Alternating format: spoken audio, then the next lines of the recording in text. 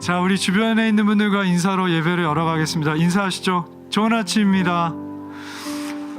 저번 주에 어떤 성도분이 저한테 투서를 보내셨는데 여러분 1m 간격 유지 안 하신다고. 하얀 테이프 있는 데가 여러분이 앉아야 될 자리입니다. 부탁드립니다. 간격 유지를 잘 부탁합니다. 왜냐하면 지금 오미크론이 기승을 부리고 있는 상황에서 여기 오셨다는 것 자체가 아마 여러분들이 또 고민하셨을 부분도 있어서 더 고민하시지 않게 해주기 위해서 우리가 또 잘 어쨌든 수칙을 지켜주셨으면 좋겠습니다. 지금도 너무 잘하고 계시고요. 같이 성경 읽고 오늘 예배 할 텐데요. 오늘 함께 이야기할 이야기, 함께 읽고 시작할 이야기는 요한복음 14장입니다. 요한복음 14장입니다. 아 맞다. 또 영어가 편하신 분들을 위해서 John chapter 14입니다. 자, 요한복음 14장 27절 같이 보겠습니다.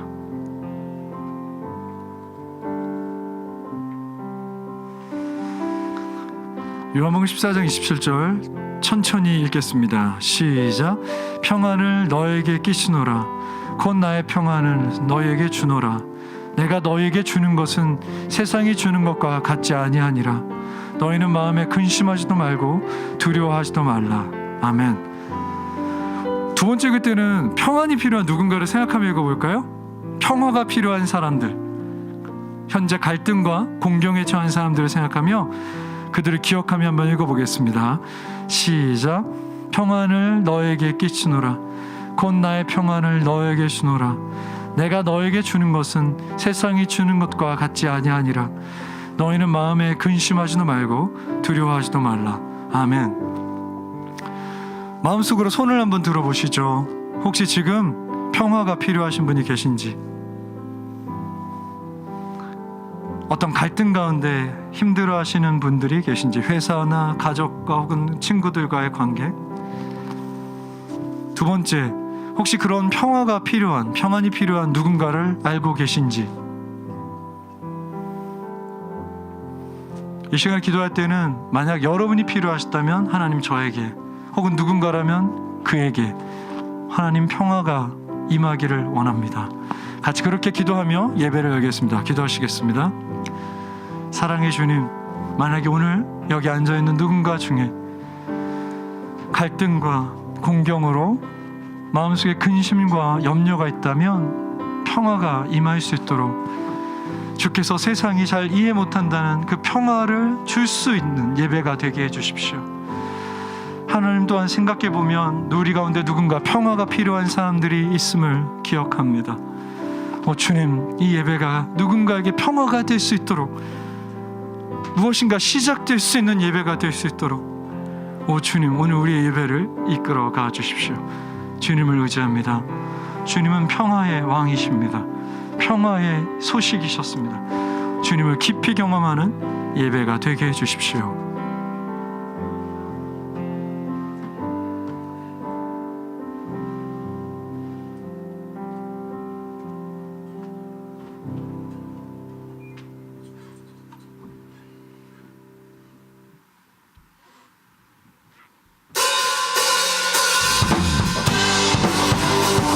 그 자리에서 일어나셔서 우리 주님을 함께 찬양합시다.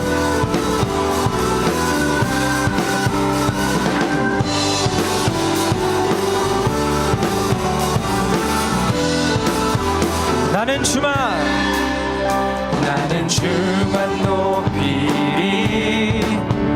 결코 내 맘 변치 않네.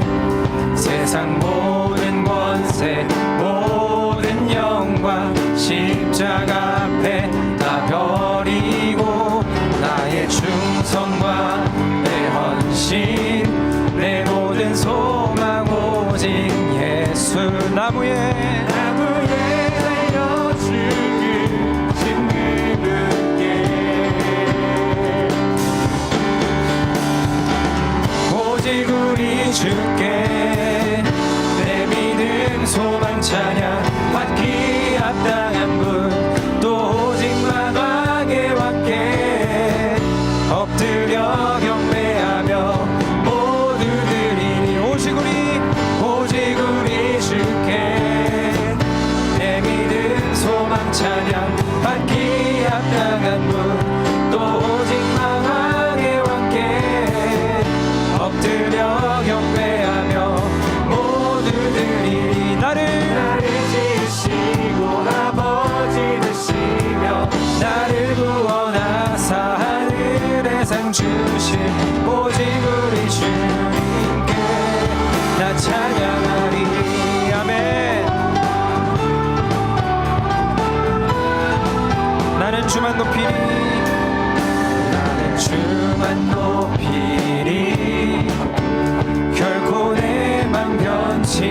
않네. 세상 모든 권세 모든 영광 십자가 앞에 다 버리고 나의 충성과 내 헌신 내 모든 소망 오직 예수 나무에 달려주 십자가에 달리신 주님을 찬양합시다.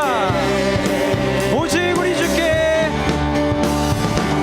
오직 우리 주께 내 믿음 소망 찬양 받기 합당한 분 또 오직 만왕의 왕께 엎드려 경배하며 모두 드리리 오직 우리 주께 내 믿음 소망 찬양 받기 합당한 분 또 오직 만왕의 왕께 엎드려 경배하며 모두 드리니 나를 지으시고 아버지 되시며 나를 구원하사 하늘의 상 주실 오직 우리 주님께 나 찬양하리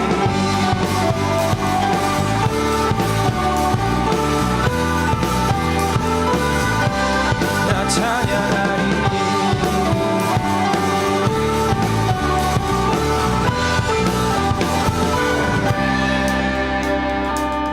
오직 우리 주께 오직 우리 주께 오직 우리 주께 오직 우리 주께 오직 우리 주께 오직 우리 주께 나의 찬양 주께 오직 우리 주께 오직 우리 주께 오직 우리 주께 오직 우리 주께 오직 우리 주께 오직 우리 주께 오직 우리 주께 오직 우리 주께 오직 우리 주께 찬양 오직 우리 주께 오직 우리 주께 오직 우리 주께 나를 구원 아버지 되시며 나를 구원하사 하늘의 상 주심 오직 우리 주님께 나 찬양하리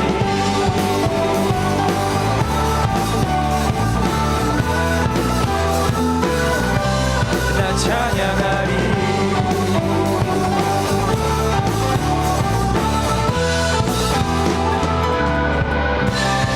할렐루야. 우리를 위해 십자가에 달리신 주님을 찬양합니다.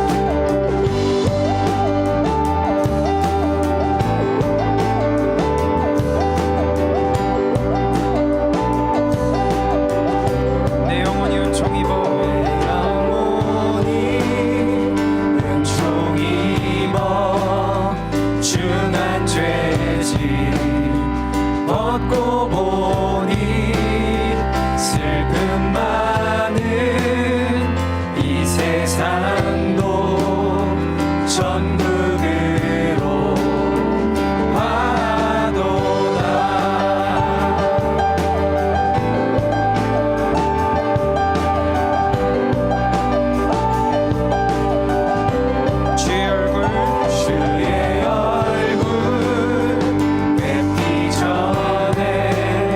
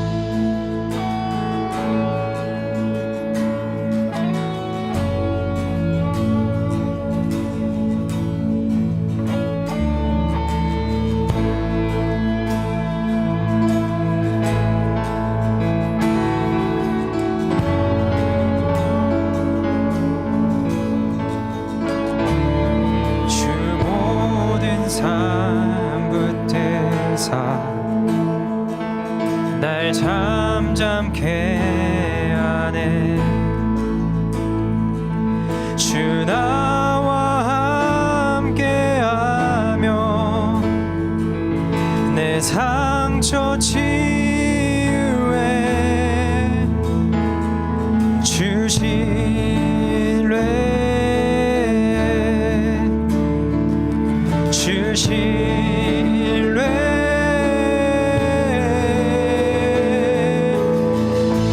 난 믿네 내 치료자. 난 믿네 주 내 모든 걸.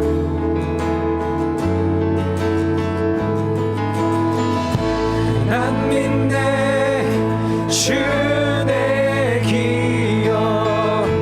난 믿네 내게 부족함 없는 예수 내 모든 것.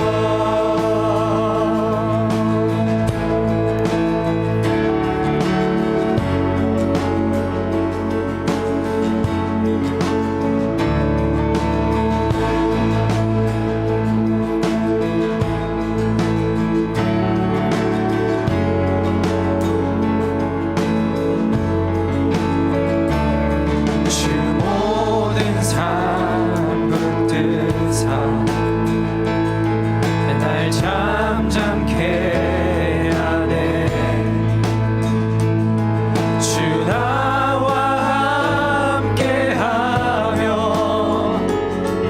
내 상처 치유해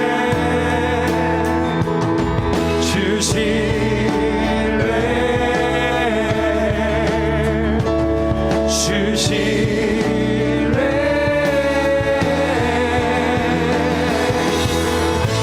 난 믿네 내 치료자. 난 믿네 주 내 모든 것.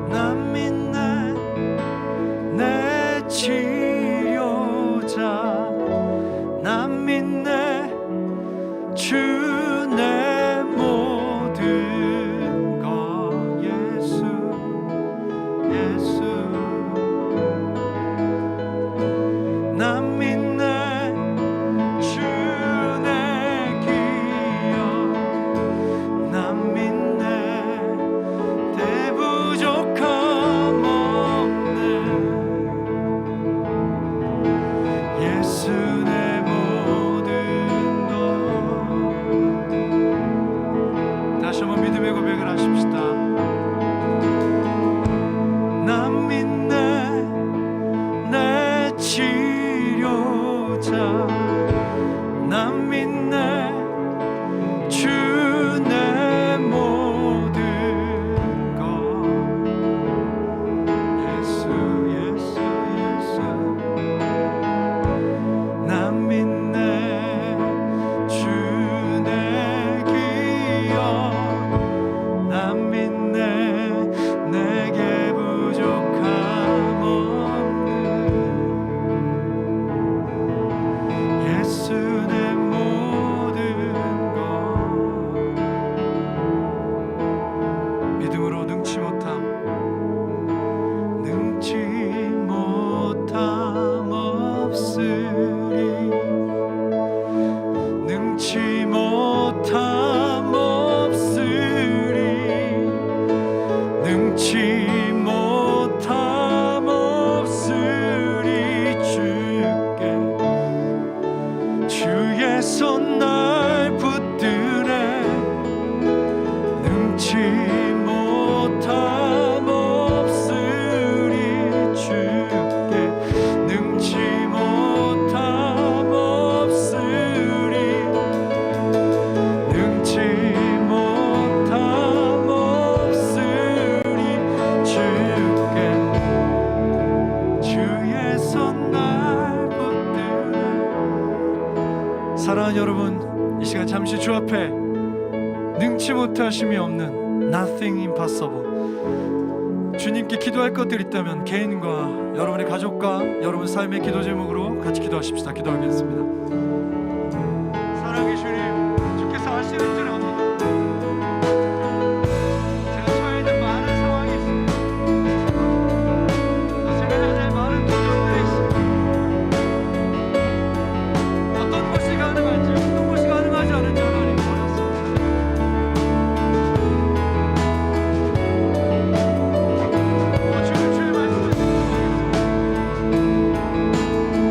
주의 말씀을 순종하겠습니다.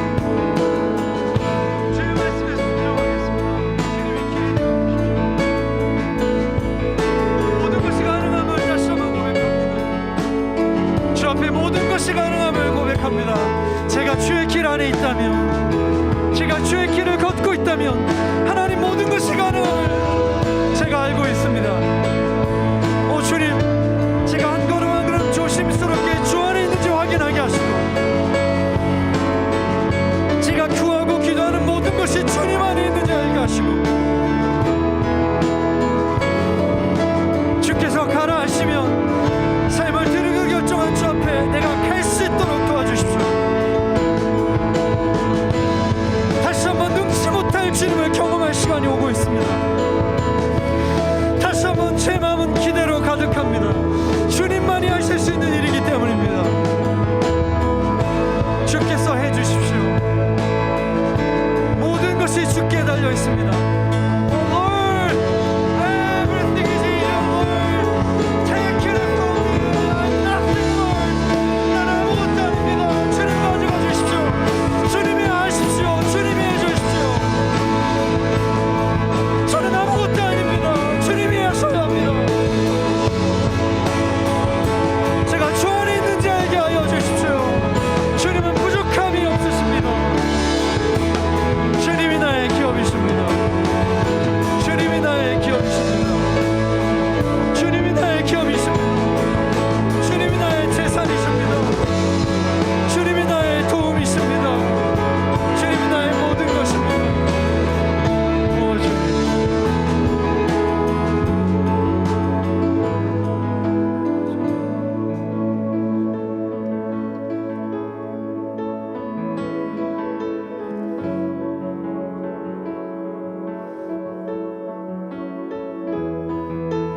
모든 나눠져 다투는 것들에 대한 소식과 소문을 듣습니다.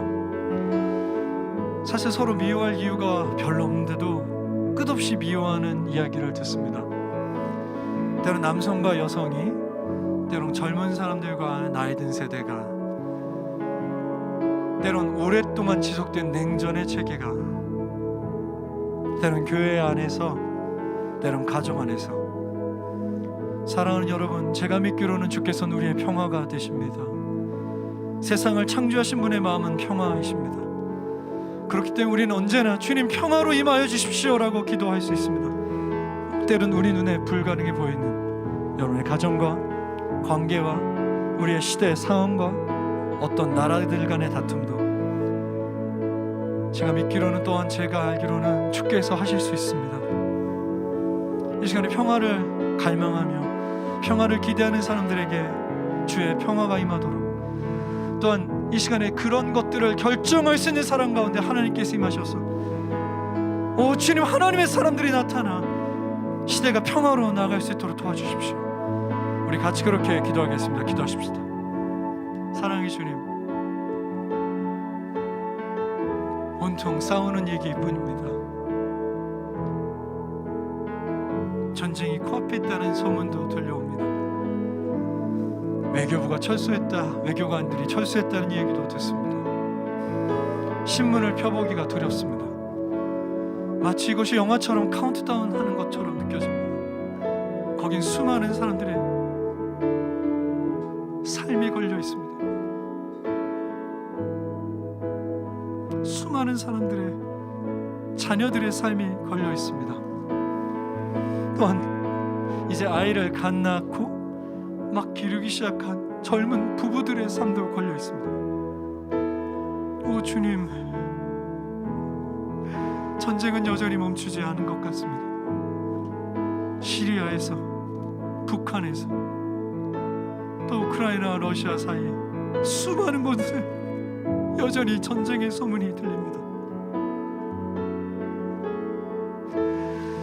2000년 전에 이 세상에 평화로 임하신 하나님, 로마의 평화가 아니라 예수의 평화를 가지고 땅에 오신 예수님, 다시 한번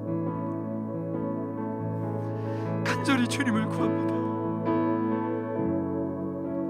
오랫동안 성도들이 기도한 것처럼 우리도 또한 기도합니다.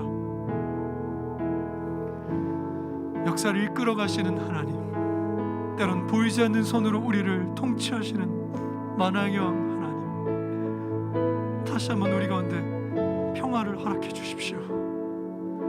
주께서 특별한 방법으로 개입하시기를 기대합니다. 전쟁은 우리의 당연한 기결일지 모르나 평화는 어떤 창조적이며 창의적인 방법이 필요하다 들었습니다. 주님, 누군가의 마음과 누군가의 머리에서 새로운 생각들이 시작될 수 있도록 도와주십시오. 당연한 것처럼 전쟁하지 않도록. 주님, 아이들을 지켜주시고 약자들을 지켜주시고 보호해 주십시오. 만약 그 모든 일에 이 가운데 누군가의 삶이 필요하시다면, 혹은 누군가의 기도가 필요하시다면 또한 우리를 사용해 주시고 씨앗교회가 이 모든 일에 조그마한 씨앗 되게 하여 주십시오. 주님,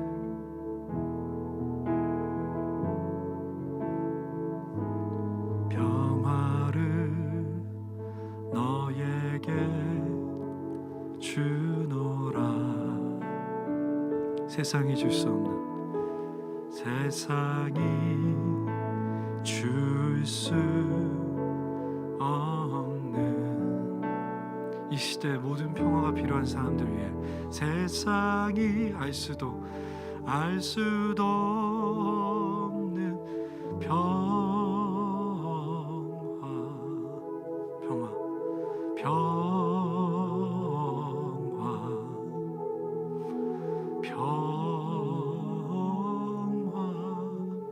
평화를 내게 주노라. 잠깐 기도하기 전에 제가 눈을 감고 조금만 더 기도에 집중해 주시면 좋겠다고 생각하는 게, 전 놀랐는데요, 저희 나라 10월 3일 개천절이 되면 독일교회는 하루 금식하며 남북한의 통일을 위해서 기도한다고 합니다. 그들이 먼저 겪었기 때문에 우리를 위해. 제 생각에는 우리도 전쟁 가운데 있지 않습니까? 여전히 휴전 상황이지 않습니까? 어쩌면 전쟁이란 상황을 우리가 잘 이해할 수 있다고 생각합니다. 아마 여러분의 할머니, 할아버지 세대의 누군가는 전쟁에 젊은 희생을 하였고, 저희 나라는 전쟁이 끝난 지 70년이 지났지만 여전히 이것이 우리에게 트라우마가, 사람들을 자극하는 어떤 소재가 됩니다. 그것이 전쟁이죠. 100년이 지나도 잊혀지지가 않습니다. 그들도 그렇게 되겠죠. 동족 간의 싸움이 가장 치열하다는 얘기를 우리는 알고 있지 않습니까? 같은 나라였죠. 우크라이나, 러시아. 소련이란 나라였습니다. 우리가 잘 알죠. 우린 너무 잘 압니다. 그것이 얼마나 많은 사람들에게 상처가 될 수 있는지 잘 압니다. 우리 그들만 생각하면서 한 번만 더 부릅시다. 언젠가 알겠죠. 우리가 간절히 기도했다는 거, 우리가 기도로 함께 했다는 거. 마지막으로 기도하는 마음으로 이 노래, 전쟁을 눈앞에 둔 우리의 사람들 위해 같이 기도하는 마음으로 부릅시다. 평화를 너에게 주노라. 세상이 줄 수 없는, 줄 수 없는, 세상이 알 수도 없는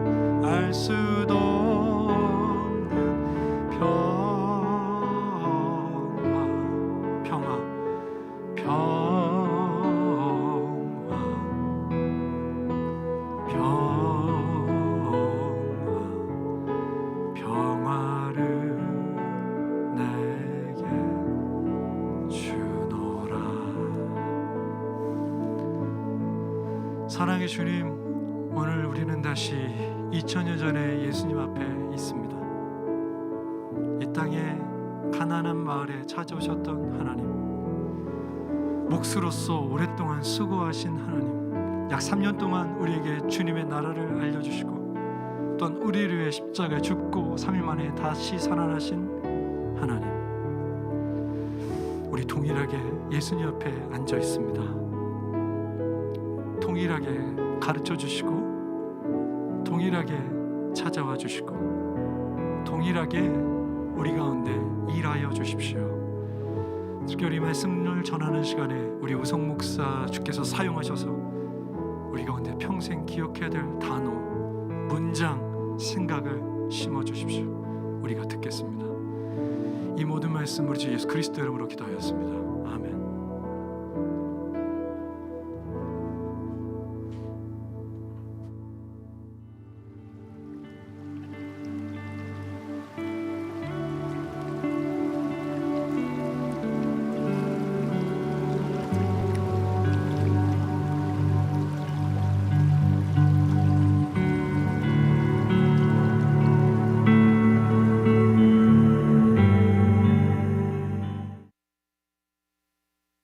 출애굽기 9장 1절부터 7절입니다.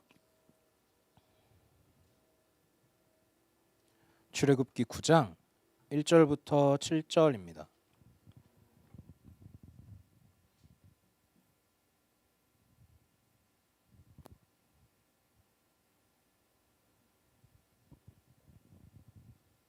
네, 다 찾으셨으면 제가 먼저 읽고 번갈아 가면서 읽고 마지막 같이 읽겠습니다.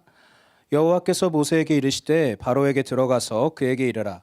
히브리 사람의 하나님 여호와께서 말씀하시기를 내 백성을 보내라. 그들이 나를 섬길 것이니라. 내가 만일 보내기를 거절하고 억지로 잡아두면 여호와의 손이 들에 있는 내 가축 곧 말과 나귀와 낙타와 소와 양에게 더하리니 심한 돌림병이 있을 것이며 여호와가 이스라엘의 가축과 애굽의 가축을 구별하리니 이스라엘 자손에게 속한 것은 하나도 죽지 아니하리라 하셨다 하라 하시고 여호와께서 기한을 정하여 이르시되 여호와가 내일 이 땅에서 이 일을 행하리라 하시더니 이튿날에 여호와께서 이 일을 행하시니 애굽의 모든 가축은 죽었으나 이스라엘 자손의 가축은 하나도 죽지 아니한지라. 같이 읽겠습니다. 바로가 사람을 보내어 본즉 이스라엘의 가축은 하나도 죽지 아니하였더라. 그러나 바로의 마음이 완강하여 백성을 보내지 아니하리라. 아멘. 사랑하는 여러분, 또다시 확진자가 엄청나게 급증하고 있습니다. 모두들 정말 건강하셨으면 좋겠어요. 저도 혹시 몰라서 오늘 아침에 하고 왔는데 다행히 오늘 나올 수 있었습니다. 그래서 모두 정말 건강하시고 별 탈이 없으셨으면 좋겠습니다. 이 오미크론이라는 질병이 참 감염력이 높은 것 같아요. 그래서 혹시 뉴스를 보셨는지 모르겠는데 100년 만에 세계에서 역사상 가장 많은 이제 감염자를 낸 질병이 됐다고 합니다. 제가 재밌는 기사를 봤어요. 그 사실을 가지고 어떤 분이 기사를 썼는데 그 제목 헤드라인을 뭐라고 썼냐면 오미크론 100년 만에 최고 유행 질병, 만약 주변에 걸린 사람이 없다면 그건 당신이 친구가 없다는 뜻. 이렇게 제목을 썼어요. 진짜 좀 너무하지 않습니까? 그래서 보니까 댓글에 온통 뼈를 맞으신 분들이 가득했어요. 자, 우스갯소리로 이제 그런 말을 했었죠. 친구가 없다. 여러분 주변에 혹시 친구 없는 사람 본 적이 있습니까? 아마 좀 느끼는 사람이 좀 있겠죠. 우리 모두 그냥 딱 봐도 저 사람은 친구가 없을 것 같은데 근데 그러면 거진 다 맞아요. 그렇죠? 그런 사람들의 특징이 뭘까요? 몇 가지 한번 공감할 수 있을 만한 걸 한번 생각을 해봅시다. 먼저는 이런 사람 어때요? 뭐든지 자기 위주의 말을 하는 거예요. 상대가 공감할 수 없고 대화에 필요하지 않은데 자꾸 자기 얘기만 해요. 굳이 대화에 필요 없는 자기 얘기를 계속 하죠. 그리고 또 어떤 게 있을까요? 뭐 하나를 얘기하면 그냥 저는 어제 이런 일이 있어서 이랬어요 라고 할 수 있는 걸 어제 그 일을 초등학교 때부터 말하는 사람이에요. 목사님 안 그러신데? 저는 어제 이런 일이 있었는데 그게 사실은요 초등학교 때 제가 이런 일이 있었고 중학교 때 누굴 만났고 고등학교 때 이래서 가정에서 이런 일이 있었고요. 뭐든지 이렇게 그렇게 말하는 사람들 다 말하는 거. 또 어떤 게 있을까요? 본인이 기분 나쁘면 티를 바로바로 내는 사람. 얼굴이 바로바로 변해요. 자기랑 생각이 다를 수 있잖아요. 내가 틀렸을 수 있잖아요. 근데 다 그냥 바로바로 티가 나는 사람. 심지어 일의 영역이나 중요한 자리에서 중요한 관계에서 너무 어리다고 말을 하긴 하죠. 그리고 또 어떤 게 있을까요? 눈치 보게 만드는 사람이 있죠. 이런 사람들의 대화의 내용을 막 이야기가 끝나고 돌아보면 한 90%가 그냥 남을 판단하는 얘기였을걸요. 굉장히 정원적인 이야기. 넌 이래, 넌 이런 사람이야, 이건 이런 거야. 대부분 본인이 마음에 안 들었던 것 늘 만나면 그런 얘기를 하는 사람들. 그리고 자기 의견을 그냥 저는 이렇게 생각해 하면 되는데 야 이게 맞는 거야, 이건 틀린 거야. 이런 식의 대화들. 자, 이런 사람들이 어때요? 주변 모두가 아는데 본인은 몰라요. 되려 본인은 난 괜찮구나, 잘하는 사람이구나, 나는 옳은 사람이구나 그러기 생각하기가 쉽죠. 이런 사람은 눈치도 없고 사실 주변 사람이 말하기가 힘들어요. 왜냐하면 말해도 안 들을 것 같으니까. 그래서 늘 생각하기로 나는 괜찮은 사람이라 주변에서 나한테 뭐라고 하는 사람이 없나 보다. 근데 사실은 말해도 듣지를 못하는 사람이니까 주변에서 말을 안 해주는 건데. 그렇죠. 근데 아니 목사님 왜 이렇게 좀 심하게 얘기해요? 왜 이렇게 많이 얘기해요? 왜 그렇게까지 막 오늘 처음에 얘기해요? 이게 바로 제가 살면서 발견한 제 모습들입니다. 에이멘. 그럼요. 제가 정말 20 몇 살 때부터 주변에서 피드백을 받거나 발견하거나 한 번쯤 들어보고 저를 돌이켜봤을 때 발견했던 모습들이에요. 여러분 진짜 최악이죠. 지금도 최선을 다해서 고치려고 하고 있어요. 평생 동안 노력할 거예요. 잘 안 돼요. 자, 지난 시간에 우리는 들었습니다. 파라오. 여전한 파라오. 아니 우리 계속해서 듣는데 이 사람은 도무지 변하진 않아요. 그렇죠? 절대 들을 생각이 없습니다. 그렇죠? 왜 절대 들을 생각이 없는가? 왜 다 자기 방식인가? 바로 자기 스스로가 정답이기 때문에 그렇다라고 했어요. 스스로를 옳게 여기기 때문이다라고 했죠. 그래서 기백 목사님께서 지난주에 말씀해 주셨어요. 심리학에서는 이것을 자기중심성, 자기중심적 사고라고 합니다. 듣지 않는 것, 그것이 바로의 가장 큰 문제라고 했어요. 자, 우리는 어떠한가? 파라오의 얘기를 계속해서 들으면서 그래 나 정도면 괜찮지? 자기중심적인 사람의 가장 큰 특징이 자신에게 한없이 관대하다라고 하셨어요. 우리는 빠져나갈 구멍이 별로 없죠. 자, 그래서 지난 시간에 정말 중요한 걸 알려주셨습니다. 내가 자기중심적인 사람인가 아닌가 어떻게 점검할 수 있는가 중요한 4가지 질문을 들었어요. 첫 번째, 대화가 있다면 대화 중에 가장 많이 말하는 사람은 누군가? 두 번째, 대화의 중심을 장악하고 있는 사람이 누군가? 세 번째, 대화를 통해서 상대방에 대해서 몰랐던 새로운 사실을 알게 된 게 있는가? 네 번째, 내 관심사랑 상관없는 걸 물어본 적이 있는가? 제가 신학대학원 다닐 때 모두가 별로 안 좋아하는 교수님이 있었거든요. 목사님들도 다 아시는 분인데 수업에 들어오면 본인 얘기만 하세요. 근데 수업과 전혀 상관이 없어요. 일단 들어오시면 자기가 그냥 원하는 아무 시나 그냥 한 편 읽고 시작을 하세요. 생각나시죠? 그리고 항상 수업이 아니라 다른 얘기로 맨날 빠집니다. 뭐 어디에 뉴스에 나온 이 사람이 삼성전자 부회장이 내 무슨 어디 지역 뭐 대학교 동기인데 고등학교 때 어떻고 내 지역이 어떻고. 우린 관심이 없어요. 듣고 싶지 않아요. 근데 그걸 한 학기 내내 하세요. 그 학기만 그러셨을까요? 정년 퇴임하셨거든요. 평생 그렇게 하신 거죠. 누구도 좋아하기가 힘들어요. 그렇죠? 똑같아요. 저도 지난주 1, 2, 3, 4번 듣고요. 사실은 저도 몇 년 전부터 고민했던 겁니다. 여러분과 신방을 하거나 혹은 공동체에서 이야기를 나누거나 할 때 내가 제일 많이 말했는데 오늘 실패했다. 왜냐면 뭐를 알려줘야 될 때는 말을 해야 되지만 내 얘기를 하고 온 거 아니야? 들어줬어야 되는데 내가 말하게 했어야 되는데. 여러분 최고의 관계는요. 상대방이 상대방의 말을 할 수 있게 해주는 것이죠. 들어주는 것, 그게 관계이니까요. 우리는 사람한테 하는 거 하나님한테 그대로 하고 하나님한테 하는 거 사람에게 그대로 하는 경향이 있습니다. 틀렸네요. 왜냐하면 우리가 3주 전쯤 기병 목사님한테 들었어요. 우리는 사람에게도 하지 않는 걸 하나님한테 한다. 그런 사람들이죠. 그래서 성도는 지혜가 필요하다고 했습니다. 성도의 지혜가 무엇이었습니까? 바로 자기 자신의 한계를 인식하고 올바른 질문을 하는 것이다. 그래서 여러분 지난 한 주간 그 설교를 듣고요. 우리 한 주간의 대화는 어땠어요? 하나님과의 대화 그리고 사람들과의 대화. 수많은 대화들. 우리가 진짜 우리 대화만 살펴봐도 스스로 속지 않을 수 있을 거예요. 우리는 성도죠. 그렇다면 하나님께 잘 묻고 잘 듣기만 해도 문제가 없을 거예요. 아니 사실은 그것이 우리의 본질입니다. 자, 오늘은 이렇게 한번 시작을 해보도록 하겠습니다. 여러분 내일 지구가 바로 멸망한다면 여러분 내일 만약에 정말 하나님이 오신다. 내일이 끝이다. 그럼 여러분 무엇을 하시겠습니까? 사과나무를 심진 않으시겠죠. 어릴 때 가끔 이런 얘기 해보시지 않았어요? 교회를 다니신다면 내일 하나님 오시면 너 뭐 할래? 그러면 어릴 때 농담으로 좀 이랬던 것 같아요. 아이폰이 신형이 완전히 바뀌어서 나온다는데 주님 그건 써보고 싶은데요. 맥북이 나오는데요. 하나님 연애는 해보고 싶어요. 하나님 결혼을 해보고 싶은데요. 뭐 이런 말 한 번쯤은 해봤잖아요. 그런데 이거를 조금 진지하게 신앙이 있으신 분들이라면 이런 질문에 대해서 이렇게 대답을 해보셨을 겁니다. 내일 진짜 하나님 끝이라고? 뭐 하지? 나가서 전도해야지. 가족한테 잘 못해줬는데 가족하고 시간을 마지막으로 보내야지. 하나님이 원하는 걸 마지막에 해야지. 아마 그런 대답 한 번쯤 해보시지 않았어요? 그런데 우리가 그 말 속에 항상 숨어있는 게 있습니다. 뭐냐면 지금은 아니라는 거예요. 그렇죠? 그때 우리가 진지하게 말했던 대답, 마지막이라고 생각했던 대답들 수년이 흐르고 십수년이 흘렀는데 하나라도 해보신 분? 네, 아마 거의 없을 거예요. 그렇죠? 우린 가끔 생각하지 않습니까? 진짜 마지막이 언제일까? 하나님 그때가 언제일까? 나에게 오는 그때가 언제지? 마지막이 언제지? 알고 싶다. 하나님 그때가 언제죠? 예수님의 제자들도 그걸 사실 궁금했어요. 그래서 사도행전에 물어보거든요. 예수님 마지막 그때가 언제예요? 예수님 대답하세요. 너 알 바 아니야. 그건 네가 알 바가 아니야. 그걸 관심 갖지 마. 자, 근데 우리는 왜 관심을 가질까요? 우리가 늘 하는 말이 있습니다. 그때를 알면, 그때를 확실히 알면 우리는 순종할 거라는 거예요. 늘 우리가 순종하지 않는 핑계 중에 가장 큰 것이 있죠. 확실하지가 않아서요. 그때가 확실하지 않아요. 하나님의 뜻인지 확실하지가 않아요. 확실하기만 하면 저는 순종할 거예요. 과연 그럴까요? 자, 오늘 본문은 5번째 재앙입니다. 전염병으로 인한 돌림병으로 인한 가축의 죽음이에요.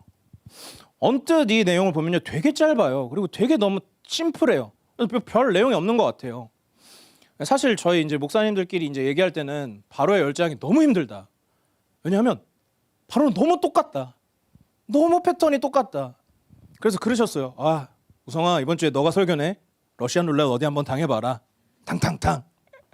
정말 걸린 것 같아요. 오늘 본문이 진짜 봐도 뭐가 안 나오는 것 같아요. 근데 그래도 정말 열심히 한번 봤더니 말씀하고 계신 게 있더라고요. 오늘 보면 되게 간단해 보여요. 단조로워 보여요. 뭐 사건이나 의미가 있을 법한 막 그런 것도 많이 없어 보여요. 10 재앙 중에 진짜 단언컨대 가장 단조로운 본문일 겁니다. 그런데 사실 깊이 들여다보면 이 본문이 매우 강조하고 있는 것들이 있었어요. 자, 먼저 히브리 문학, 그러니까 이스라엘의 히브리 문학에서는 언어 유희를 자주 사용하거든요. 지금까지 10 재앙에서도 자주 사용했을 거예요. 근데 오늘도 역시나 사용하고 있습니다. 가장 먼저는 케베드라는 단어예요. 3절에 심한 돌림병에 심하다, 이 심하다와 7절에 바로가 마음을 완강하게 했다, 무겁게 했다 같은 단어입니다. 케베드한 돌림병, 마음을 케베드하게 했다 같은 단어예요.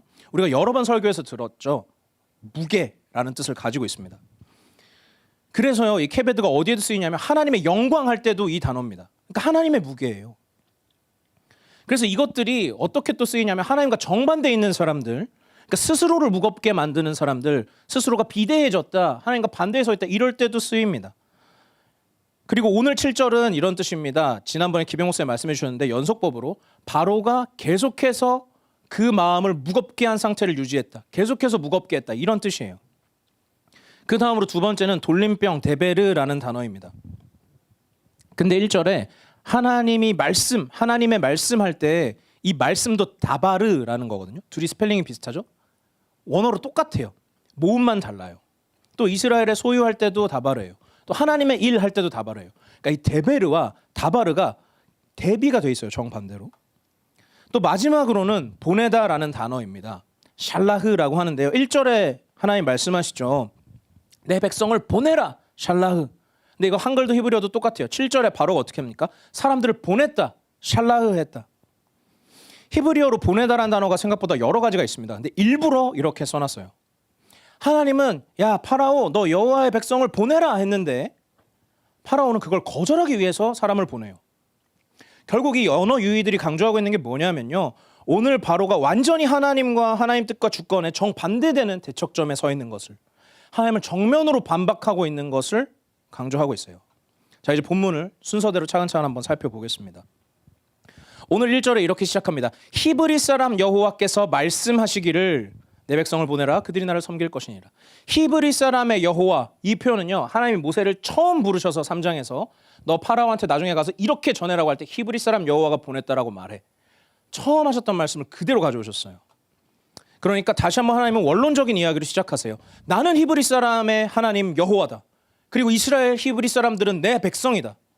야, 그 히브리인들은 파라오 너의 노예가 아니야. 네 맘대로 할 수 있는 사람들이 아니야. 그들은 나를 찬송하기 위해 지어진 내 백성들이다. 그리고 애굽 땅에 그렇게 있을 사람들이 아니야. 내 약속의 땅이 있어. 내 약속이 있다. 그 언약의 땅으로 가야 할 자들이다. 파라오 너가 아니라 나를 섬길 자들이다. 그러니까 보내라. 그런데 2절에 이렇게 말씀하십니다. 내가 만일 보내기를 거절하고 억지로 잡아두면, 이 억지로 붙들다라는 단어가요, 좀 강한 단어예요. 누군가의 주권을 뭉개기 위해서 붙들다, 이런 뜻을 좀 갖고 있는 단어거든요. 뭐 누군가를 겁탈하기 위해 붙들다, 이럴 때 쓰일 만큼 강력한 단어입니다. 자, 근데 2절을 읽어보면 이전과 장면이 조금 달라요. 뭐냐 하면 예전엔 이런 선포, 하나님이 이렇게 할 거야 라고 하고 있으면요, 파라오의 반응이 있어요. 이집트의 반응이 있고 응답이 있거든요. 없어요. 마치 바로가 이미 그럴 것이 기정사실화된 것처럼 그냥 넘어가 버렸습니다. 이미 바로는요, 그렇게 할 게 너무 당연해져 버렸다는 거예요. 자, 근데 만약 내가 억지로 이렇게 붙들면 어떻게 할 것이냐. 3절, 여호와의 손이 들에 있는 너의 가축 곧 말과 나귀와 낙타와 소와 양에게 심한 돌림병이 있을 것이다. 이 가축들이요, 대부분 이집트의 신들이었습니다.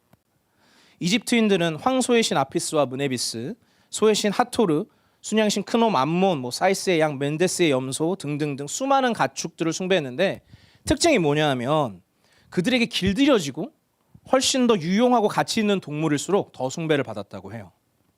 그래서 나라의 모든 지역에서 사원이 만들어지고 이 길들여진 짐승들에게 신성한 영예가 이렇게 주어졌다고 합니다. 그래서 이것은요, 또한 그들에게 아주 중요한 자산이었어요. 말씀드렸죠. 더 유용할수록 더 숭배했다, 더 영예를 얻었다고요. 그러니까 자산의 가치가 있을수록 숭배를 받았는데 이 자산적 가치에 대한 숭배는 사실 오늘날 우리에게도 가볍게 생각해보면 있습니다. 뭐냐면요, 황소, 람보르기니, 말, 페라리, 포르쉐, 그렇잖아요. 그들은 지금도 신성한 영예를 부여받아요. 어디 감히 문콕을 당해요. 주차장 2칸씩 돼야지. 어디 감히 기계세차를 돌려요. 기스나는데 손세차 해야죠. 되게 웃긴 건 지금도 도산대로를 가잖아요. 그러면은 지나가는 그 포란패를 한번 찍겠다고 수십 명의 사람들이 카메라를 들고 도로까지 나와요. 그게 문제가 돼서 뉴스까지 나왔어요. 그러니까 그 당시 재산으로만 보자면 하나님이 너의 포란패와 롤스로이스와 벤틀리를 내일 모두 없애버리겠다, 이렇게 말씀하신 것과 같죠. 그래서 이 돌림병으로 인한 가축의 죽음은요, 이집트의 미신과 자산적으로 엄청나게 큰 타격을 주게 됩니다. 이미도 그들의 종교와 삶에 타격을 주고 있었지만 이제는 정말 그들에게 삶에 진짜 중요한 것들이 타격을 받기 시작해요.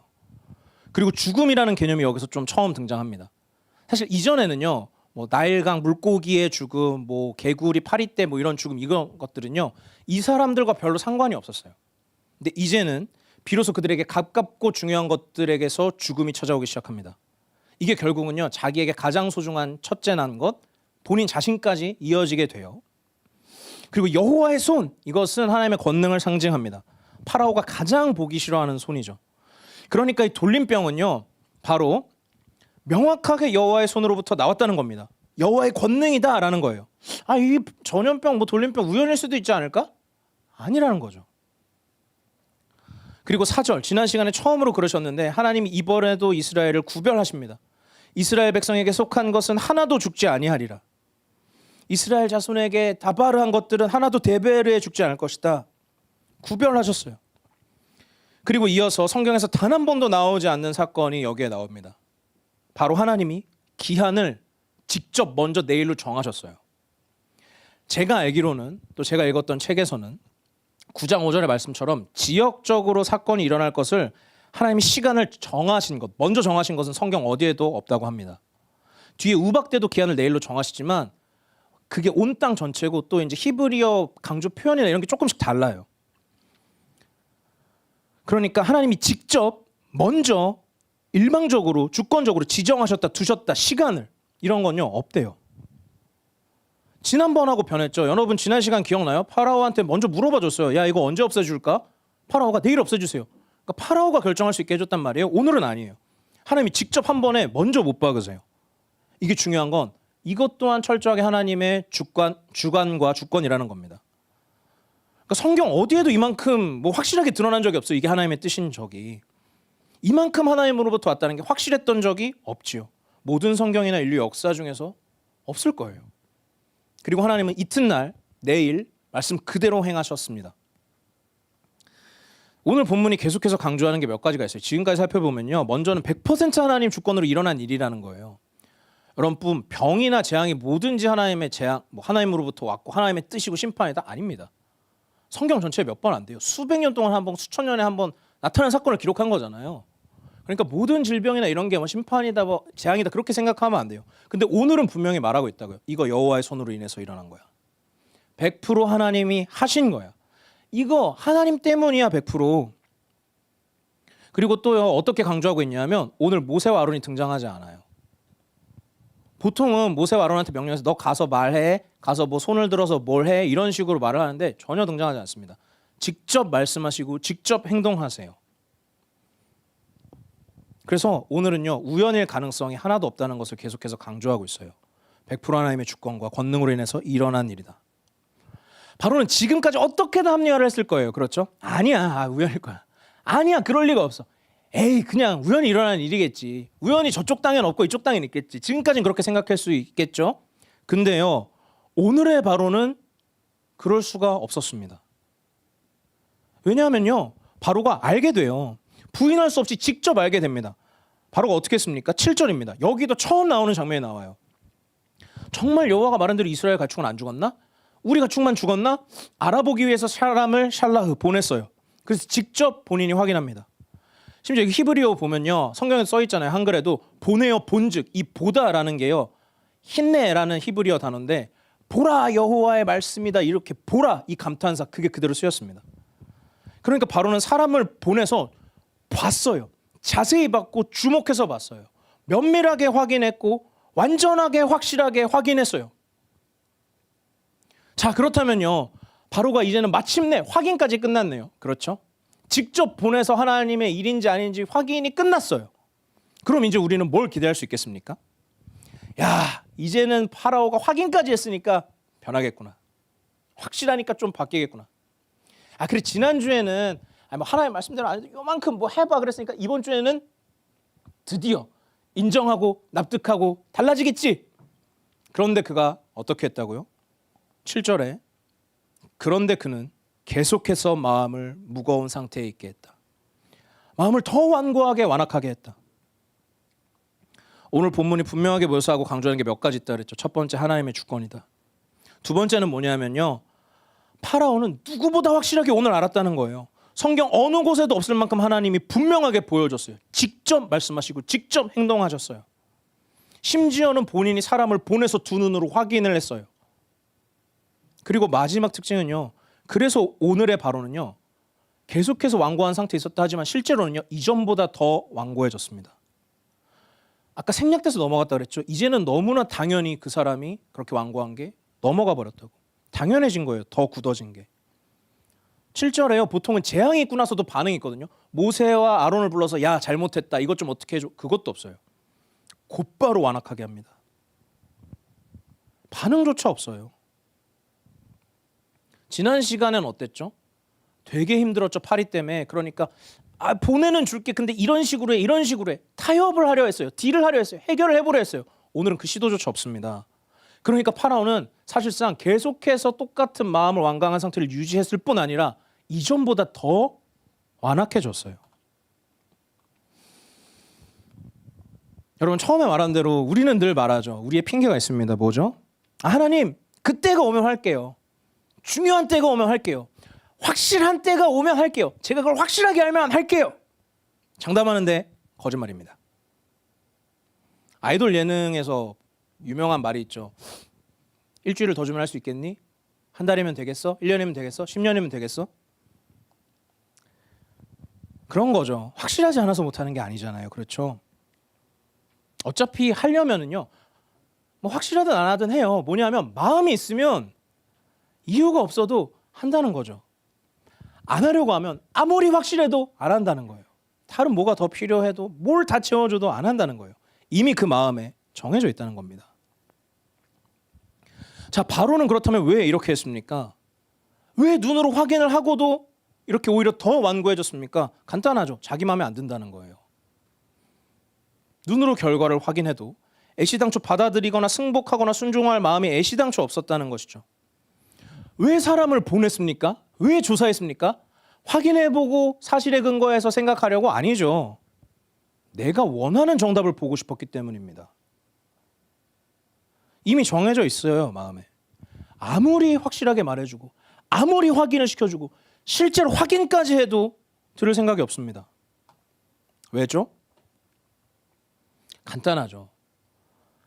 바로는 여전히 하나님이 아니라 자기가 만든 신이 자기 내일을 결정해야 되는 거예요.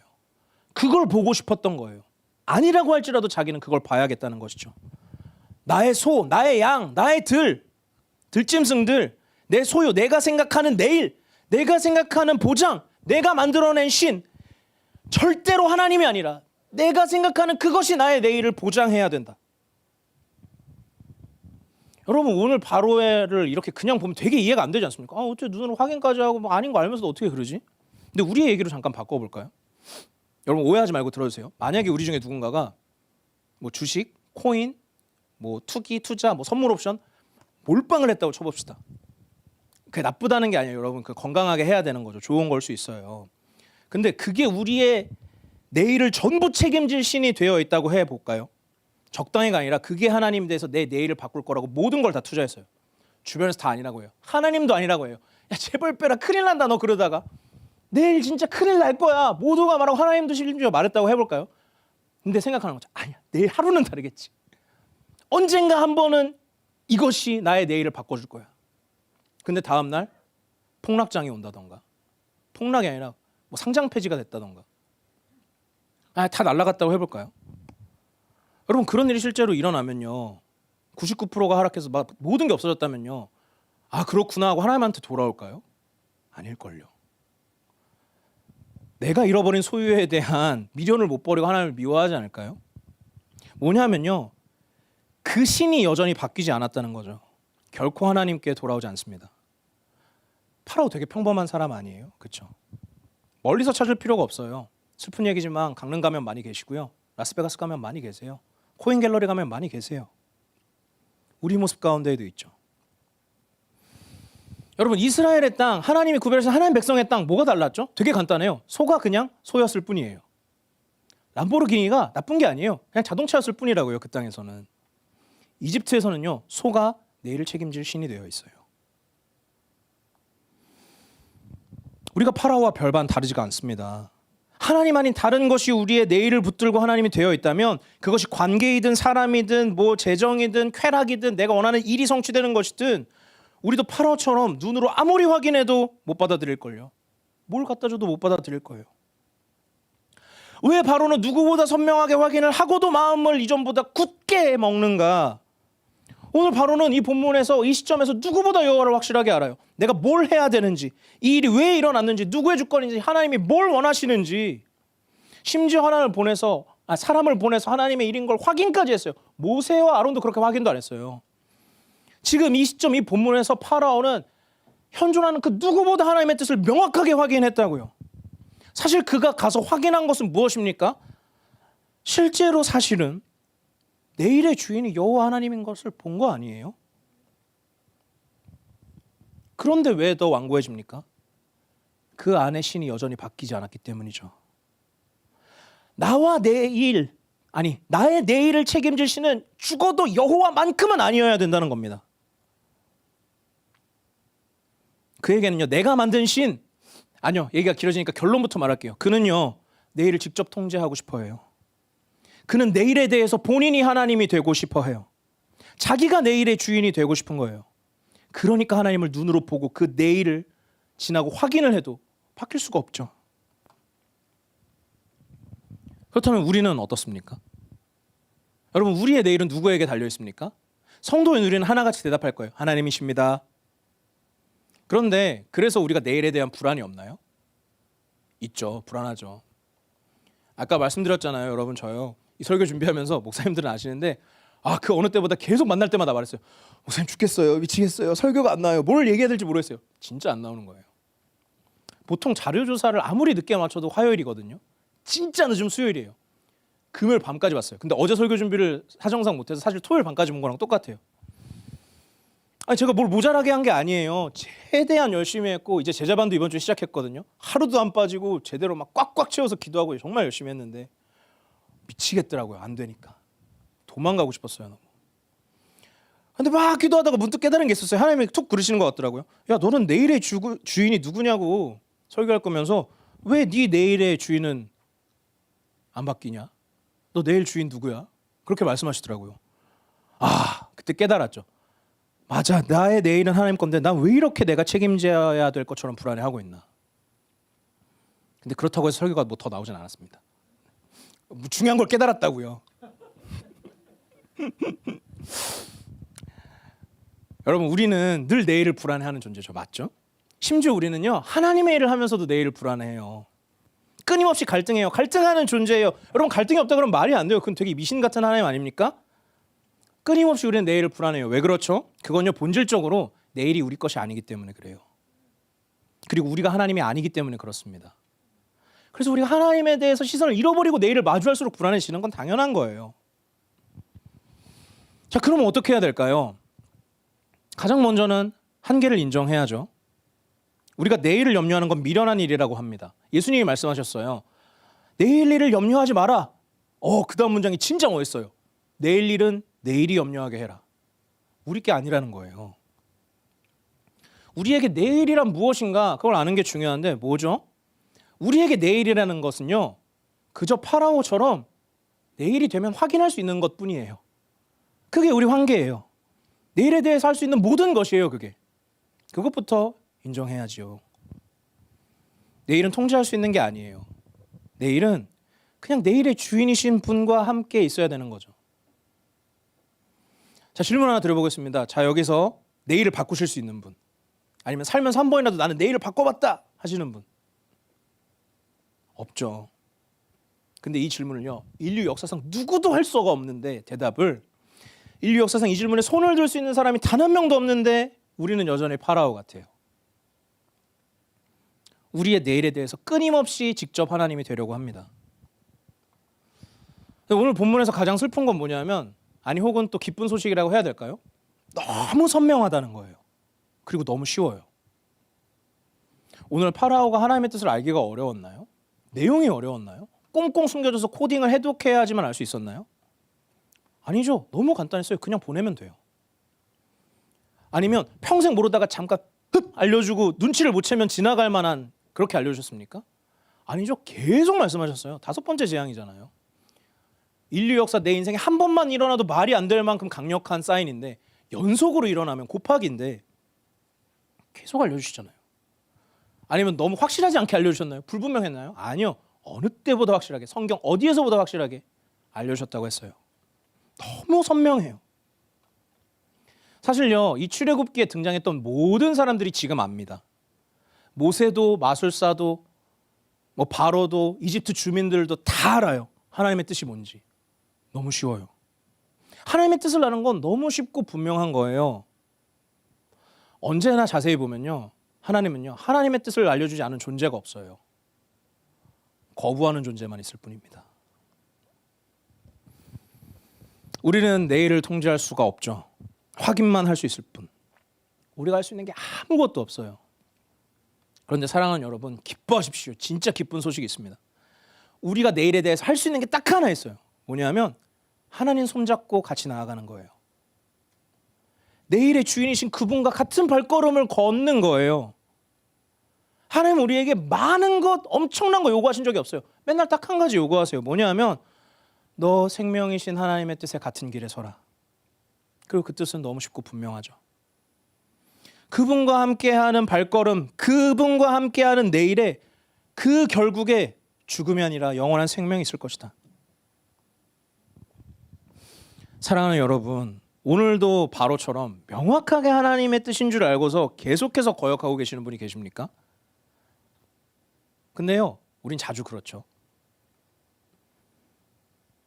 그런데 오늘 이 아침에 여기까지 오신 성도분들이라면요, 우리가 거역은 하고 있지만 성도라면 그래도 우리 마음 가운데 그래도 하나님 따르고 싶다라는 꺼지지 않은 불씨가 있다는 거 알아요. 여러분, 파라오는 재앙을 당하는 사람이 파라오가 아닙니다. 삶의 재앙이나 비극이나 갈등이 있는 사람이 파라오가 아니에요. 그것은 성도에게도 일어나요. 비극을 당하는 사람, 벌 받는 사람이 파라오가 아니죠. 하나님의 뜻을 선명하게 알고도 조금도 돌이킬 마음이 없이 마음을 더 심하게 만드는 사람이 파라오입니다. 내일의 주인이 하나님임을 계속 확인하고 선명하게 확인해도, 더 이상 할 수 없이 확인해도 절대로 죽어도 인정하지 않는 것이 파라오죠. 그리고 그 끝에는 건져질 수 없는 죽음을 발견하게 될 겁니다. 왜냐하면 내일도 바꿀 수 없는 존재가 죽음을 어떻게 해결하겠습니까? 그게 파라오 이야기의 결론이에요. 오늘 안 하는 존재는, 지금 안 하는 존재는 죽음 앞에 그때도 안 하는 것이죠. 주 안에 사랑하는 여러분, 우리는 성도입니다. 하나님은요, 아무 이유 없이 우리를 구별해 주셨대요. 이스라엘 뭐 한 게 없어요. 그냥 살고 있어요. 하나님은요, 성도에게 그분을 알고 그분의 백성이라는 특권을 주셨어요. 아무 이유 없이 영원한 생명이신 그분의 뜻을 알리시고 같이 걸을 수 있게 해주세요. 그리고 같이 걷자고 하세요. 근데 그분의 뜻은 알기가 너무 쉽습니다. 우리가 더 확실하지 않아서 못 따르는 게 아니죠. 할 사람은 이유를 기다리지 않습니다. 성도는 오늘 그냥 주를 따라가는 것이죠. 그렇게 내일을 맞이하는 것이 성도예요. 여러분, 무엇입니까? 하나님이 계속해서 야, 나랑 이거 같이 발맞춰서 나가자. 야, 너의 내일은 나랑 같이 이건 나가야 된다. 같이 가자. 계속 말씀하시고 알려주시는 것이 뭐예요? 아마 각자의 삶과 마음 가운데 꾸준하게 이미 알려주고 계실 거예요. 이미 알고 계실 거예요. 주 안에 사랑하는 여러분, 그 내일의 주인이신 하나님과 오늘을 발맞추는 성도의 특권을 날마다 누리는 우리의 매일이 되기를 축복합니다. 네, 우리 같이 노래하겠습니다.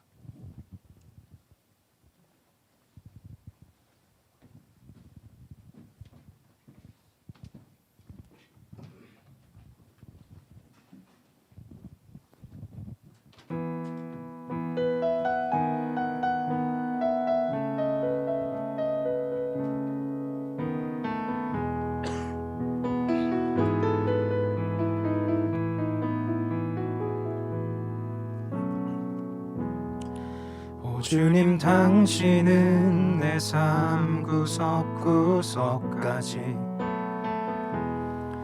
감찰하시며 나를 응원하시는 분, 내 길을 밝혀서 영원한 생명의 길로 인도하시며 나를 격려하시는 분. 오 주님 당신은 내 삶 구석구석까지 감찰하시며 나를 응원하시는 분. 내 길을 밝혀서 영원한 생명의 길로 인도하시며 나를 격려하시는 분. 크고 작은 갈등을 겪곤 하지만 항상 결국 당신을 선택합니다. 나의 유일한 고백의 대상은 오직 아름다운 당신뿐입니다. 나의 유일한 고백의 대상은 오직 아름다운 당신뿐입니다. 나의 예배를 받으소서, 홀로 영광을 받으소서. 주여, 나의 주여.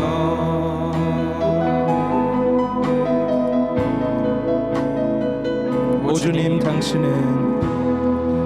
주님 당신은 내 삶 구석구석까지 감찰하시며 나를 응원하시는 분. 내 길을 밝혀서 영원한 생명의 길로 인도하시며 나를 격려하시는 분. 크고 작은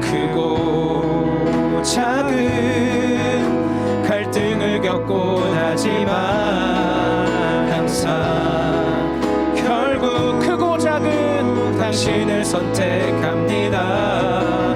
크고 작은 갈등을 겪곤 하지만 항상 결국 크고 작은 갈등을 겪곤 하지만 크고 작은 갈등을 겪곤 하지만 항상 결국 당신을 선택합니다.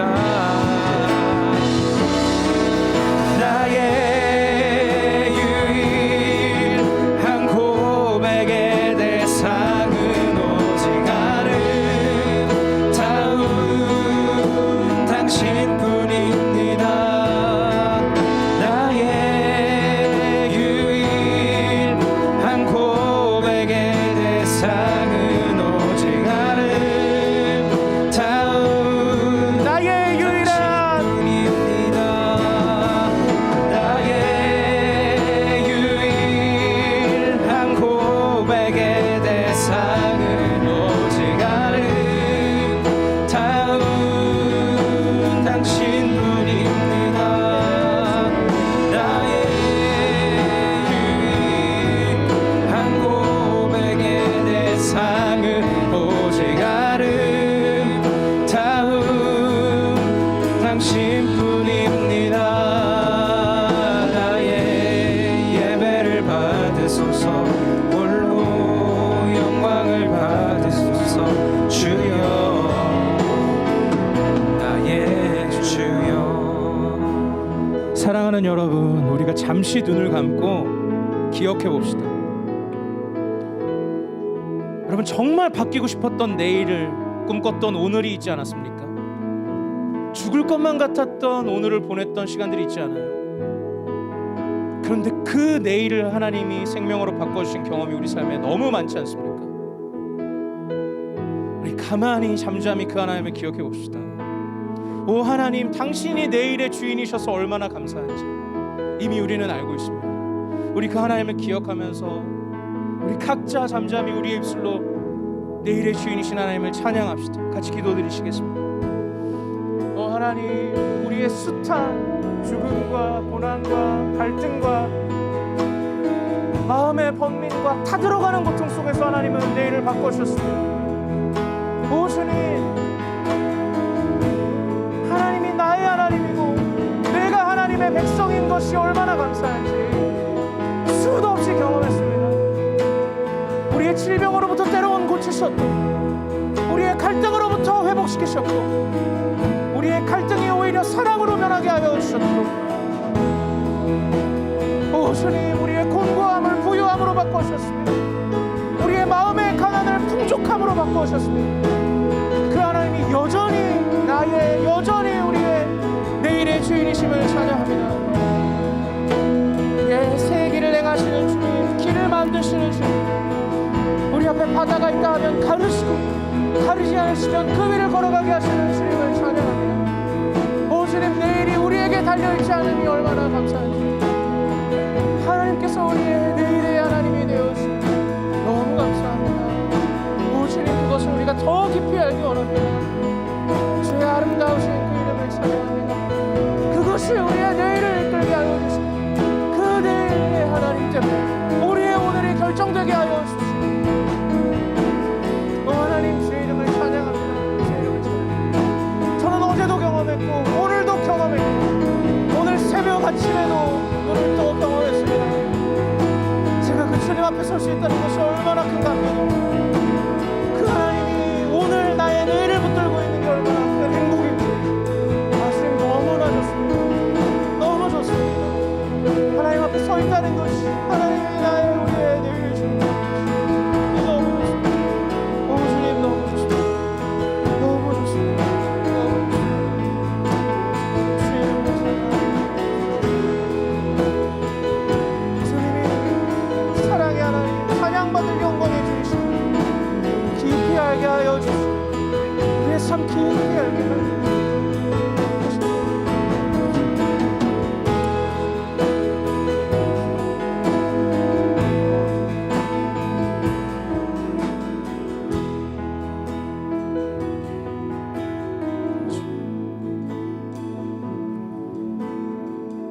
사랑하는 여러분, 그런데 혹시 우리 가운데 여전히 파라오처럼 우리의 내일이 신이 바뀌지 않는 것이 있습니까? 우리 수많은 갈등을 겪죠. 수없이 하나님과 싸우기도 합니다. 거부하기도 해요. 그러나 우리 마음 가운데는 있지 않습니까? 그래도 나는 여호와 하나님을 따르고 싶다. 이미 알고 있을 겁니다. 이미 그러고 싶을 겁니다. 이 시간 그것을 하나님께 기도드립시다. 예, 주님, 이제는 제가 저의 내일을 주와 발맞춰서 걷고 싶습니다. 제가 끊임없이 갈등을 겪지만 이제는 하나님을 선택하겠습니다. 우리가 같이 그렇게 주님 앞에 기도드리시겠습니다.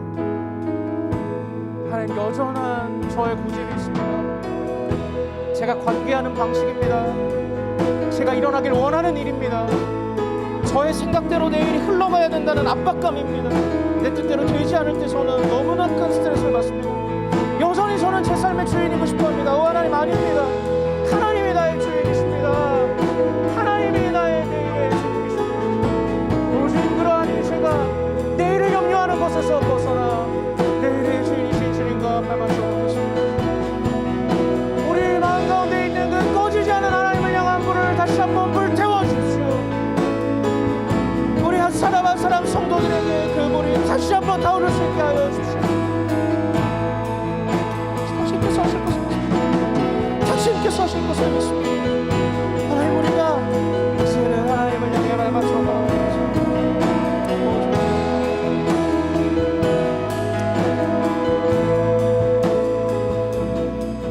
크고 작은 갈등을 겪곤 하지만 항상 결국 당신을 선택합니다.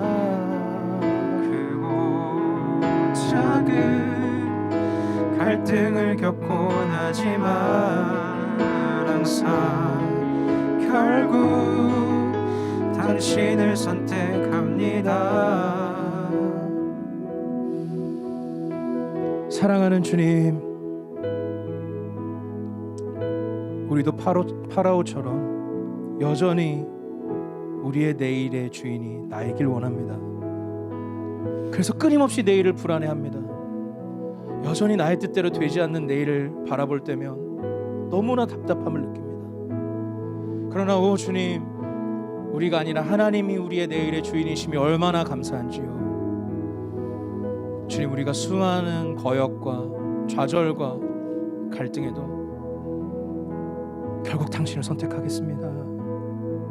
우리가 내일의 주인이신 하나님과 발맞추어 걷겠습니다. 그것이 우리의 오늘, 우리의 매일이 되게 하여 주십시오. 주의 이름을 찬양합니다. 감사드리며 이 모든 말씀 우리 주 예수 그리스도의 이름으로 기도드렸습니다.